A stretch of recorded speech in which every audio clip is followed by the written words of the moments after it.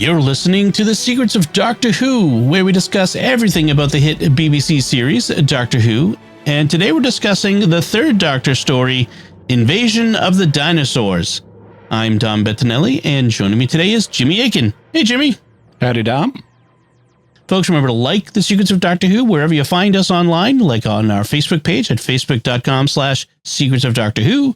We're on X, so you can find us at SQPN, and leave us comments wherever you find us. We really do like hearing from you. And to that end, we do have some listener feedback from our listeners that we'll share with you at the very end. So stick around to hear that.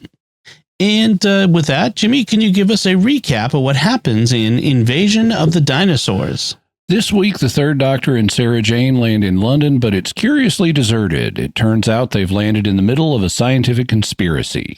To frighten everyone out of London, the conspirators have been pulling dinosaurs through time, but their real plan is to take 200 people back in time, apparently to the age of the dinosaurs, so that mankind can start over.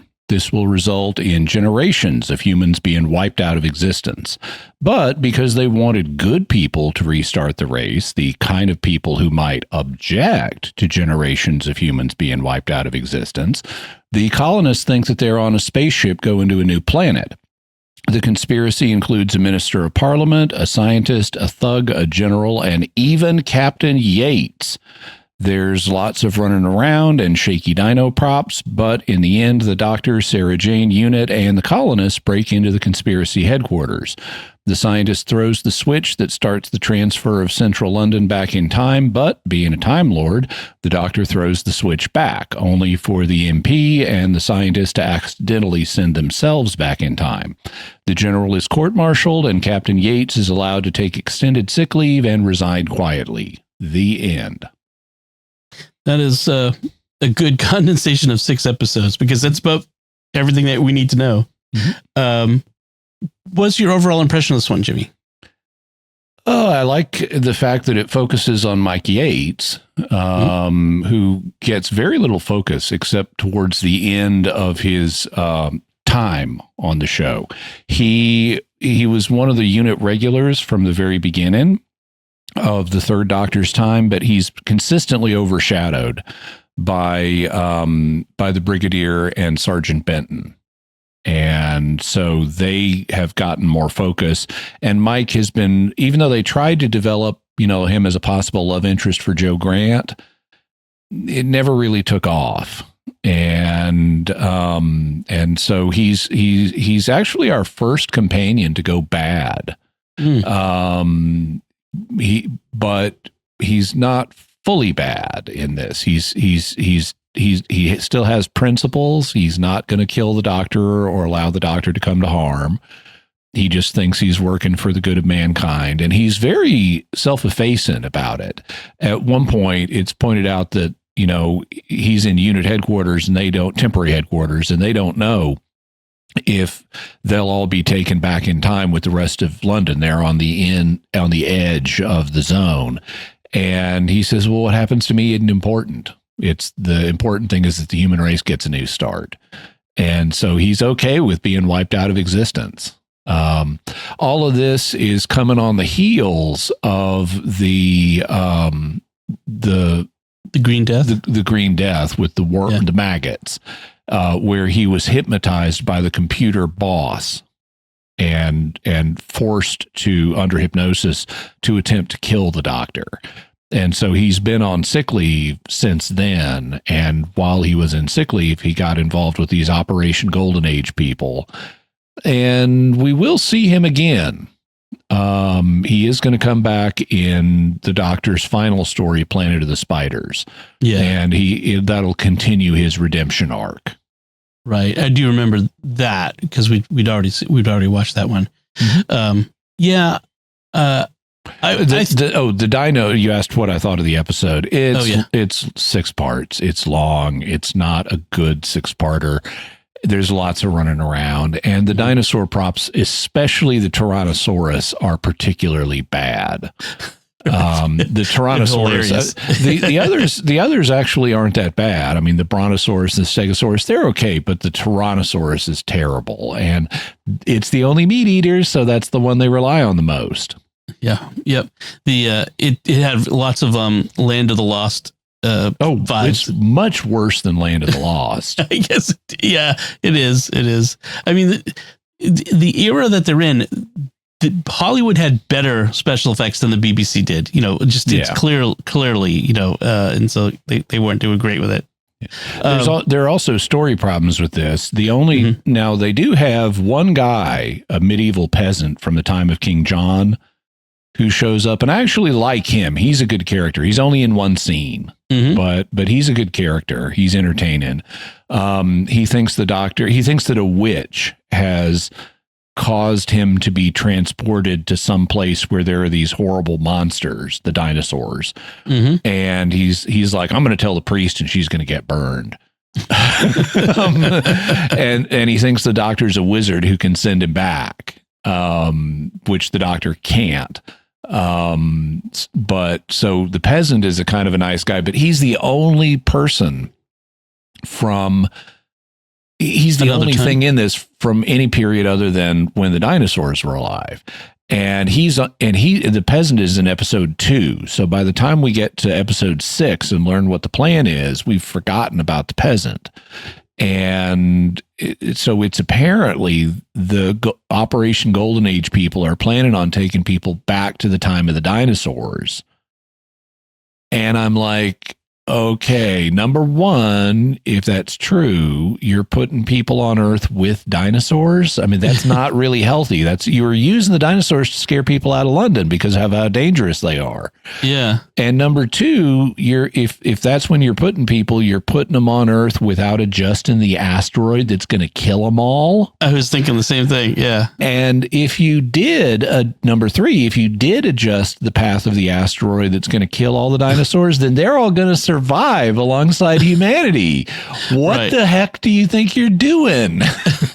Now, they don't know, although Mike Yates should know that the Silurians are already there and advanced. True. Yep. And so it ignores the Silurians altogether. Yeah. But the medieval serf, like, he's the only thing from a different time. Like, what was he, just kind of a mistake in the machine? Like, it's unexplained why they pulled a medieval serf into the 20th century as opposed to dinosaurs.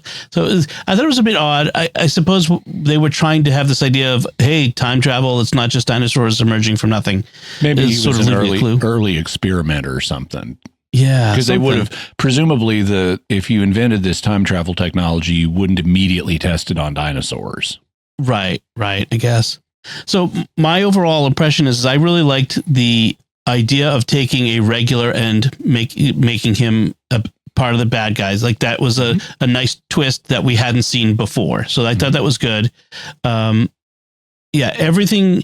I thought it was interesting that everything having to do with the dinosaurs itself, like the dinosaurs roaming London, is a head fake. It is a distraction from the real plot. And so it's kind of fascinating that so much is invested into the dinosaur problem when that's not really what's going on. And so that by the time we get to, say, episode 4 or so, it's really now we're really into the Operation Golden Age stuff. But for the 3 or 4 episodes, it's really Dino Central. So I thought that was interesting. A little from a personal note, while I was watching this, my oldest daughter, who's 18, wandered into my office where I watch and sat down and started watching with me. She had never watched Doctor Who before. This was her first experience, and she came in like in episode 3 or something like that, and she really liked it. She really liked Sarah Jane. She just felt like Sarah Jane is spunky. She's got self-actualization, and I thought, you're right. I mean, Sarah Jane, especially in these early years, she's really, I can understand why she was so popular, because she's always, like, we've seen her to her end. Now we see her back at the beginning, and she's really got this spunkiness and this verve, and it's different. I mean, Katie Manning as Jo was different. She had a spunkiness, but she was a little bit more passive, reserved. Yeah. Like the Doctor really took charge of her. Also, Sarah Jane was paired with the most popular of the classic Doctors for years, which was Tom Baker, and that helped her too. Yeah. Apparently, I was reading the wiki, and apparently John Pertwee at this point was starting to check out. He was rattled by the death of Roger Delgado, the sudden accidental death, and right, because they were going to bring back the Master for another adventure, which was going to be the Master's final adventure, and the Master was going to sacrifice himself to save the Doctor, and it would be revealed that he was the Doctor's secret brother. But then Roger Delgado died in a car accident, and that shook John Pertwee. And Katie Manning's departure also, he really liked Katie Manning as a companion, and that shook him too. And he was kind of checking out of the series, although he gets a new toy in this. He gets the Who-mobile. Yes, which is different. Yeah. Yeah, it's not Bessie. It's this kind of futuristic looking car that's very Jetsons looking, and it's aesthetic. Yeah. I mean, it's not like exactly like the Jetsons car, but in its aesthetic, it's like something out of the Jetsons. And that was not something the show paid for. John Pertwee had that made himself, and he was the owner of it. Yeah. And so he kept it after he left the show.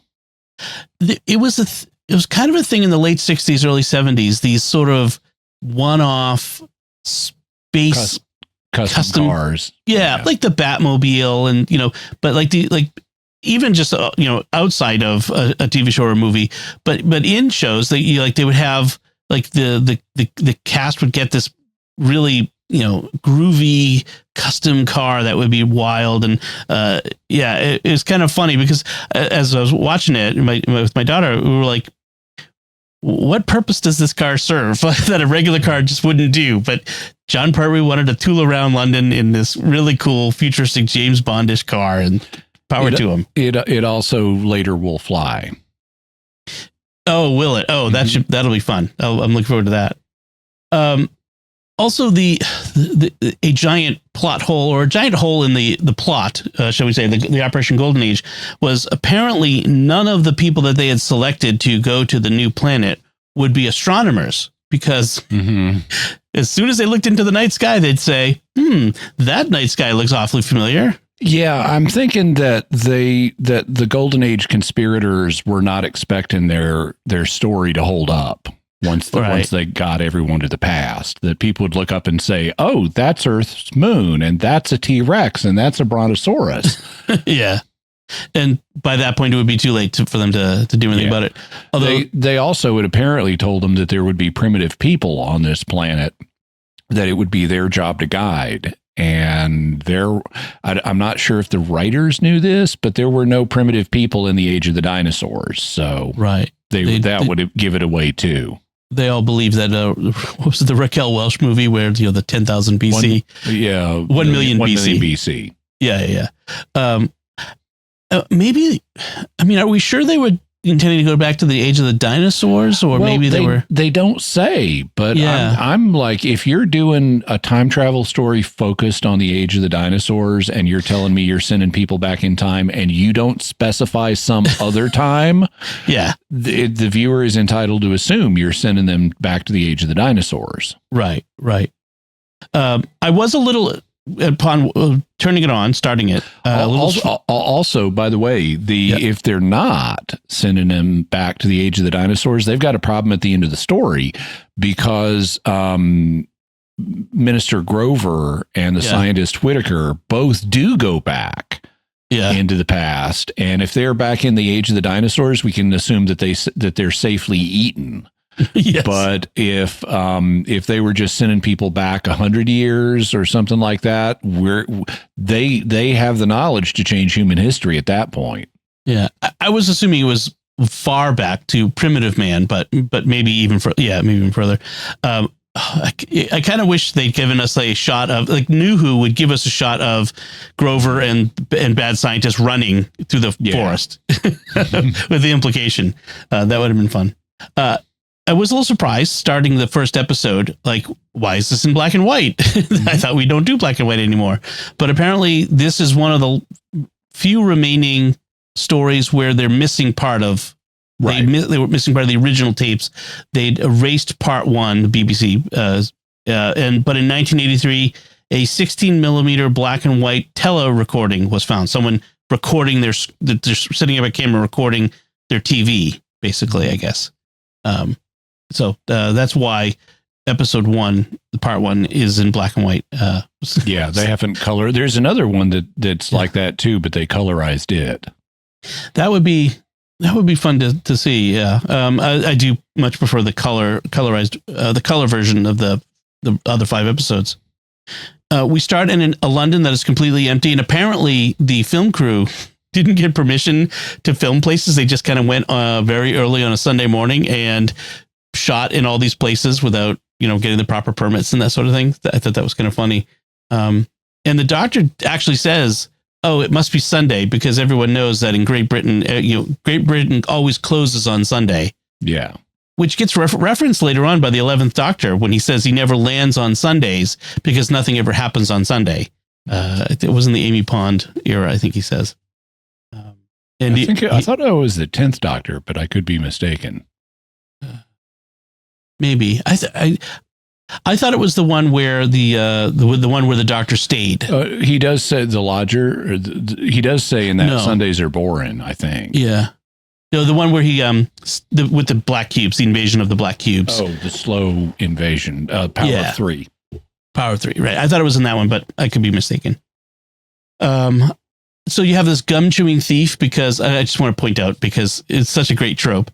If anyone who chews gum with their mouth open is automatically a bad person. If you see them in a classic show, only people of bad character chew gum with their mouth open. So I thought it was fun. Now the Doctor, and Sarah Jane, they kind of keep encountering this jewelry thief. That London is empty, so bad people are taking advantage to loot all these places, and they encounter this jewelry thief a couple times until he meets a bad end. And rather than just take the bag of jewelry that he stole and putting it back in the shop that is literally about a couple hundred feet behind them, they take it with them. Mm-hmm. For no good reason, except for the plot device that they need to be captured literally holding the bag so that they can be accused of being looters. Mm-hmm. It's kind of frustrating because that's kind of sloppy writing there. And then he gives his name as Dr. John Smith when he's asked for his name. No relation, because Sarah Jane had already named her name. One of the big things about this, and this is a common problem, is because Spielberg does this, which is dinosaurs are just big animals. Mm-hmm. They are not immune to modern weapons. Mm-hmm. Yet, these ones seem to be armored in iron hides, because none of these dinosaurs ever get killed by being shot. Well, so something that's, I guess, kind of interesting about this episode is there are no actual bullets fired. The guns that the actors had would fire blanks. Mm-hmm. But in this episode, they don't actually use blanks. They just hold the guns and are aiming them and pretending to fire them. And then they add gun sound effects in post. But they're normally shooting them with like rifles or maybe machine guns. And if you're shooting a brontosaurus with a rifle or even a machine gun, I don't know how much damage you're going to realistically do to it. I guess. I mean, with concentrated fire and grenades. They're not concentrating their fire though. And if you had like a shoulder mounted rocket launcher or something, you do damage then, but none of them are using that weapon. I guess. Yeah. There's so many bullets flying around. It's just, it felt like, and this was something that people have criticized all the Jurassic Park movies for, mm-hmm. which is they all seem immune to all but the largest possible weapon. Mm-hmm. And even then, sometimes they shrug it off. Like Godzilla would, mm-hmm. but Godzilla. He's not a dinosaur. He's a kaiju. Yeah, exactly. I do like the fact that the Doctor makes his usual bang-up job of... and in the recent Godzilla movies, like Godzilla -1, he's actually vulnerable to ordinary weapons. Yes, he is. Yeah. Excellent movies, by the way. Check that out, Godzilla -1. I was going to say the Doctor does his usual bang-up job of making a poor first impression on General Finch. Mm-hmm. You can ask, but I don't guarantee that you'll get a reply. He says to Finch, like, may I ask what you're doing? Mm-hmm. You can ask. But I thought Finch was weird from the beginning. Yeah. Because he asks the Doctor's theory on what's going on, then immediately dismisses it, like as if, time traveling dinosaurs, that's ridiculous. As opposed to dinosaurs roaming the streets of London? Well, so two thoughts on that. The first one is he does have an alternative theory, which is someone's breeding them in a lab. The Jurassic Park theory. Yeah. and second, he's part of the conspiracy. So I could understand him wanting to deflect them from the idea of time travel. Right. Later on, that becomes clear. At the time, it seemed... oddly dismissive, and it's a bit of a trope. Early Doctor Who has irrationally dismissive officials all the time. That's true.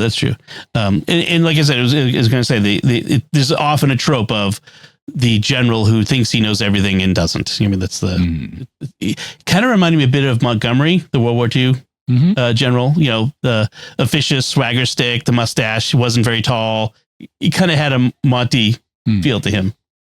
In any case, the Doctor throughout is never affected by the time eddies, these moments where the creatures are sent back and forth in time. He's always unaffected. They don't bring it up. I think at some point Sarah Jane says, because you're a Time Lord, in the very last episode. Yeah. After everything's all over, Sarah Jane is noticing, hey, you weren't affected by this the way we all were. Is it because you're a Time Lord? And he says, quite. And today they would add some additional language on top of that, like I'm a complex space-time event because of how much time travel I've done. But it's the same concept. Yeah.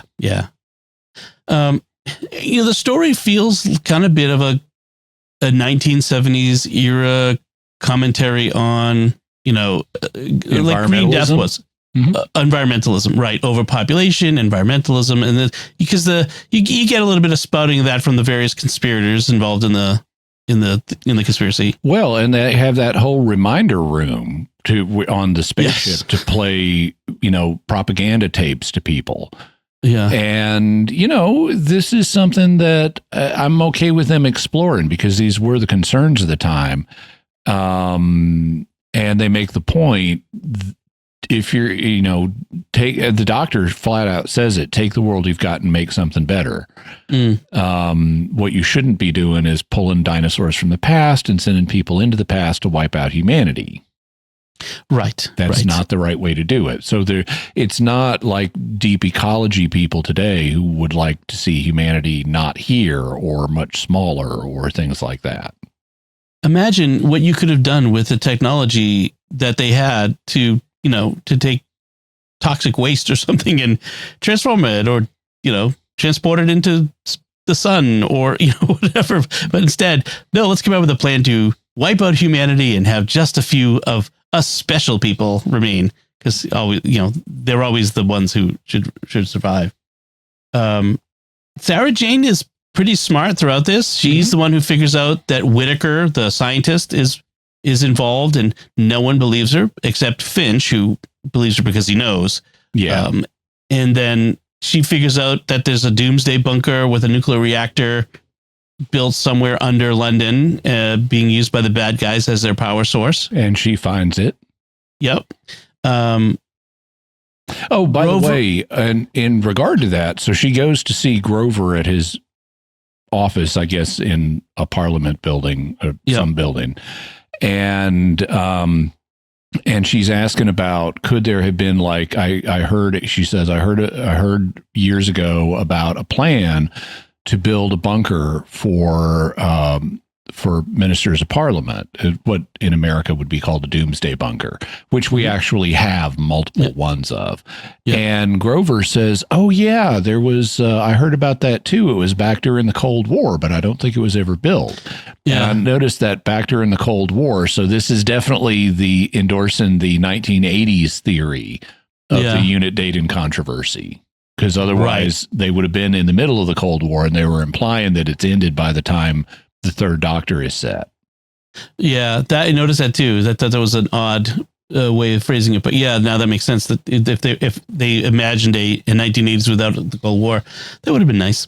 I like the ingenious elevator to the Doomsday Bunker in the file room. They have two of those. One is the file room itself is the elevator, and then there's also a cleaning closet that's a second elevator in the tube in the underground. Yeah, and I like the fact they never point this out.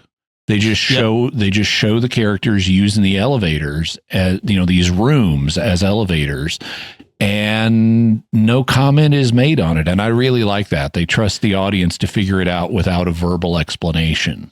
Right. And then, of course, the Doctor, when he takes the Brigadier back to the cleaning closet that he thinks is an elevator, and it isn't. And it's like, of course it's not going to be. They've turned it off because you were there. And they've taken the controls out of it. So now it is just a cleaning closet. I like when they do the first reveal because Sarah has gone into the file room from the minister's office. And so we've seen the minister's office, then they go into the filing room. And then when Sarah comes back out, suddenly she's in an underground hallway. Yeah. And it's like, this is very clearly not the minister's office. And that's all you need. Yes. Yeah. I'm curious what the trigger was. I was like, what's the control? What was it? The drawer or like something in the drawer. Yeah. It's kind of funny. The drawer that contains the plans to the bunker, which I thought, is very clever. So Sarah Jane, she ends up being knocked out. And I didn't understand, why are they trying to convince her that she's on the spaceship instead of just killing her? This is a big plot hole. I mean, Sarah Jane has plot armor, and that's the reason she survives. And more than once, they put her on the spaceship and to send her back in time. And it doesn't make sense either time. They should just kill her. Yeah. Yeah. I thought it was interesting. The environmentalists aboard the spaceship. They even try to kill her earlier because General Finch, weakens the bonds on the Tyrannosaur in the warehouse. Right. And then gives her a special pass to go in and take pictures of it, and then locks her in. So he's actively trying to kill her. And once they've actively tried to kill her, it doesn't make any sense to keep her alive. Right. She doesn't offer anything special. And in fact, you put her among these people, and she's going to be this element of chaos, which she ends up being in breaking down the believability of this scenario of the spaceships. She's the one who causes that to break down. And I thought it was funny. The environmentalists, the good people that they're trying to save, they just end up being typical autocrats who want to take people's personal liberty away to satisfy their own moral vision. They're ready to throw her out the airlock because, well, you don't believe as we do, so you're out the door. We're going to space you. I'm like, oh, that's kind of interesting. They eventually come around, but it's the morals of the colonists, or at least their leaders, are not what they could be. Yeah, the author, the guy who's the author, he actually comes around, but the woman who's an MP or something. Yeah, she was like a former government official. Yeah. Well.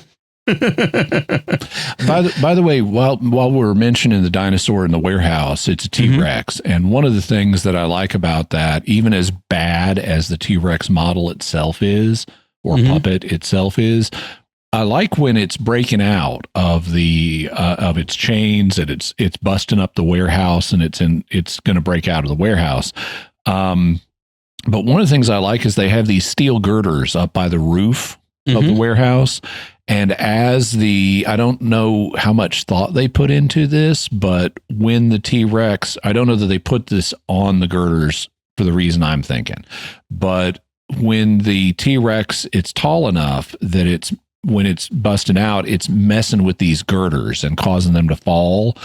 And as they're about to fall, dust falls off of the girders repeatedly.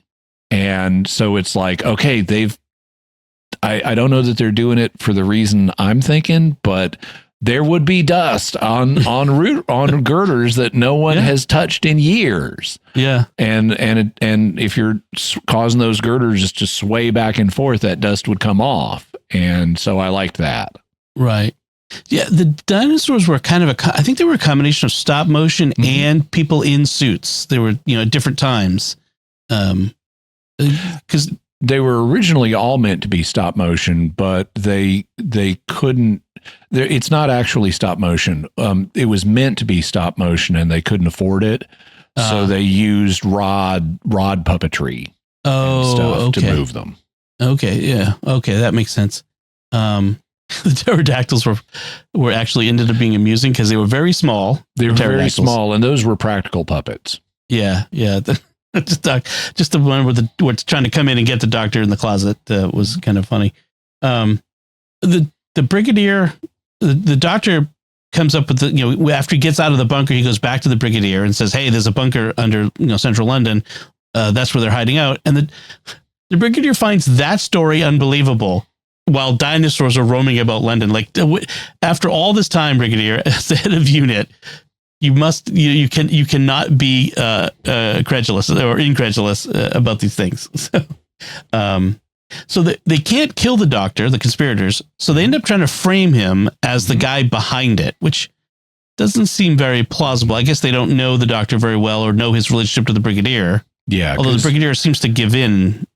Well, he goes along with it, but it's clear that he's having his own suspicions about this, and he doesn't really believe the doctor is behind this. In fact, Benton also,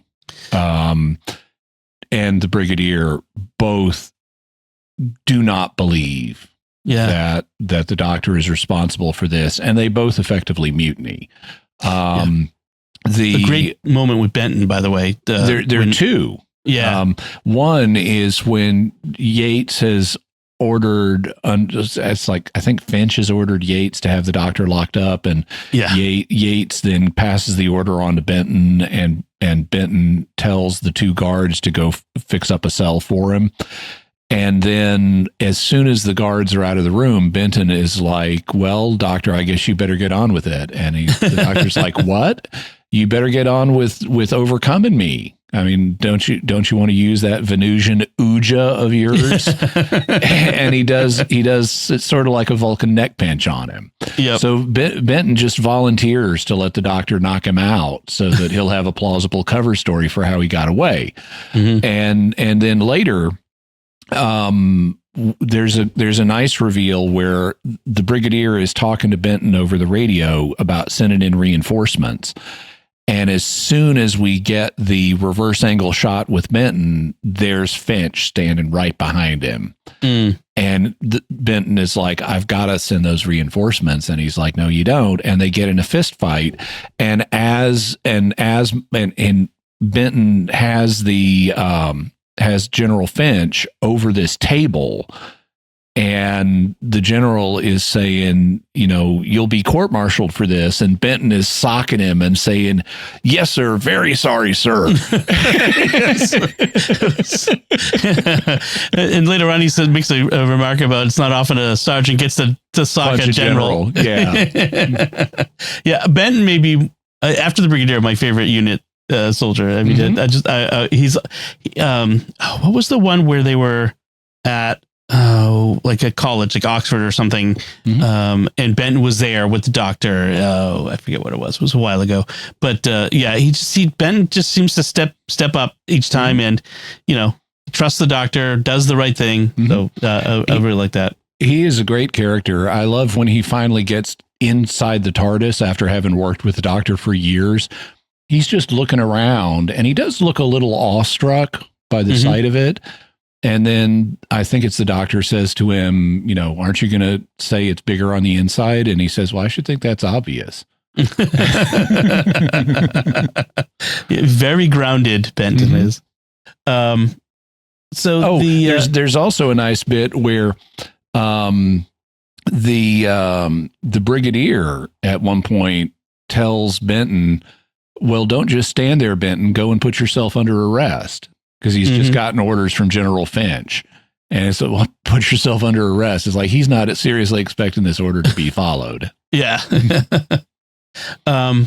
So the conspirators make the fatal mistake of putting Sarah Jane in a room, lock her in a room with a air vent big enough for Bruce Willis to crawl through. Yeah. Their whole spaceship plan is not well thought out. So what they've told people is there are 7 spaceships. Each of them has 200 people. Yep. And they've been away from Earth for 3 months. It's a 3-month voyage to our new primitive planet. And Sarah Jane points out pretty quickly that the nearest star is Alpha Centauri. It's 4 light years away, and there's no way we're getting there in 3 months with our technology. Right. But they haven't thought this through, because she just shows up on this spaceship. Yeah. And they infer she must have come from one of the other ships, but they never explain, well, where was the transfer? How did that happen? And stuff. And then they've got this airlock that opens directly into a normal building environment. Sarah Jane says, you know what's on the other side of that airlock? Stairs. Yeah.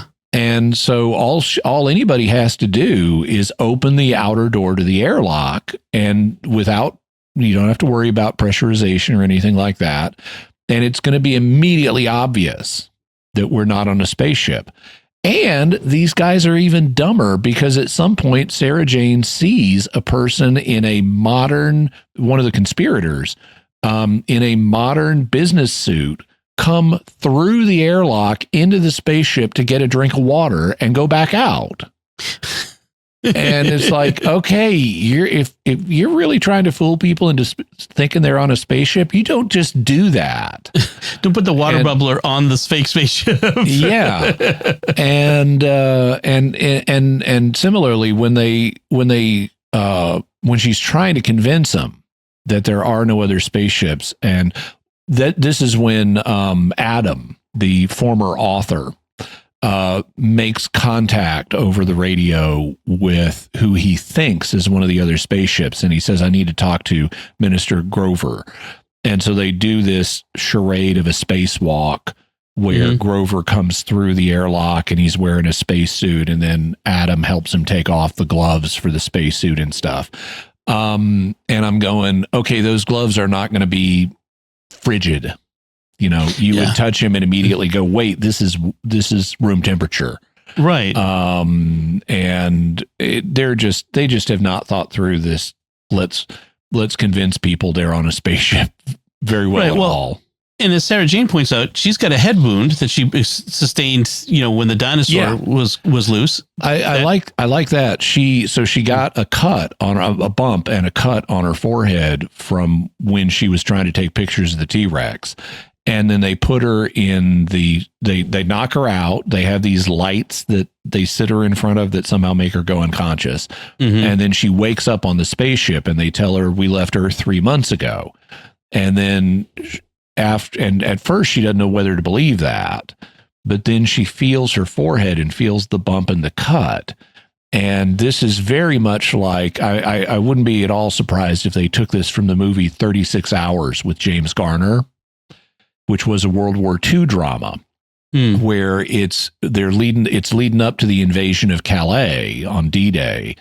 And James Garner is one of the few people who knows the true location. And the Nazis know he knows the location of the invasion. Is it going to be Normandy or is it going to be Calais? Yeah. And so while he's in Europe, in Portugal, which is a neutral country, they kidnap him and he wakes up in what appears to be an American military hospital. And they tell him, oh yeah, the war was over 5 years ago, and they've dyed his hair so that he looks older and stuff. And they've put eye drops in to mess with his vision, so he needs to wear glasses now. And they try to convince him the war was over 5 years ago to get him to spill the beans casually on where did the invasion occur on D-Day, and he does. He early on he mentions it, and he doesn't know that this is all part of a trick until he finds a paper cut that he got right before he went on this mission to Europe. And all of a sudden, everything falls into place for him. And that's essentially, they've just lifted that, I would suspect, out of 36 hours and are using it with Sarah Jane here. Right. It's like these conspirators are just bumbling. I mean, there's so many ways that they screw this up. The Nazi conspirators were much better, and even they failed. Yes. Yep. We do end up at the end with a lecture on pollution and greed, which is to be understood, from this. If their plan was that everybody outside central London would be reset. Everything would be, erased from existence. I assume that London, like the buildings and all the infrastructure, would remain. I think was that. Yeah, because the buildings inside the bubble that this time travel machine makes they're going to survive. So they'll have all that technology and resources and stuff to rebuild with, I suppose. Yeah. If you travel back in time and erase people from existence, is it murder? Well, Sarah Jane at one point says it's worse than murder. Yeah. But I don't think that's the way it would work with time travel. Yeah. It wouldn't actually be worse than murder. What really you would be doing is diverting yourself onto a new timeline. Right. That's what I was thinking to say, like, as you often say, it depends on your theory of time travel, and it's probably, diverting yourself into a new timeline. Okay. And by the way, I got one other gripe about this. They have 5 dinosaur props. They've got a Tyrannosaurus, which is horrible. They've got a Brontosaurus. They've got a Stegosaurus. They've got a pterodactyl. And then right in episode 6, they bring in my favorite dinosaur from childhood, a Triceratops, and we barely get to see it. Yeah. It's like, come on. We need more Triceratops. Triceratops is undeniably the best of the dinosaurs. I agree with you. Was that the one in the underground? Yes. And it's dark and we can't even see it because it's in the underground. Yeah. All right. So I think that'll wrap it up for the invasion of the dinosaurs. I did say we had some feedback, so let's get to that. On our recent episode with the Second Doctor, the War Games, the middle episodes 4 to 8. Ira on our TikTok says, I like your show. Keep in mind, there were no black Confederate soldiers, though, only Teamsters. It was illegal for blacks to serve in combat until weeks before Lee surrendered March 13th. So it's more complex than that. It wasn't just Teamsters. There were also other roles in the Confederate military that black people could serve in. There was initially a hesitancy regarding direct combat roles until at the end of the war. But the reality is more complex and disputed. Okay. Then going back several years to our discussion of the Second Doctor story, The Ice Warriors, Tales from the Mark Side on YouTube says, this one was okay as a 6-parter. I do find it funny that YouTube slapped a climate change notice on this one. Keywords trigger the algorithm. Actually, folks, let us know if YouTube slaps a climate change notice on this episode, because we did talk about climate change a lot. So very good. Excellent. Thank you, everyone, for your feedback. We do appreciate it. And we'd like to take a moment now to thank our patrons who make it possible for us to create The Secrets of Doctor Who, including Robert and Madeline L., Benoit P., Christopher H., Stephen M., and Leonard L. Their generous donations at sqpn.com/give make it possible for us to continue The Secrets of Doctor Who and all the shows at StarQuest. And you can join them by visiting sqpn.com/give. And so that's it from us this time. What did you think of Invasion of the Dinosaurs? Let us know by commenting on the show at sqpn.com, the Secrets of Doctor Who Facebook page, Send an email to drwho@sqpn.com. Visit the StarQuest Discord community at sqpn.com/discord. Watch The Secrets of Doctor Who on our YouTube channel at youtube.com/StarQuestMedia. You should subscribe, like, and hit the bell to get notifications. We'll be back next time when we'll be discussing the fourth Doctor story, The Leisure Hive. Leisure Hive.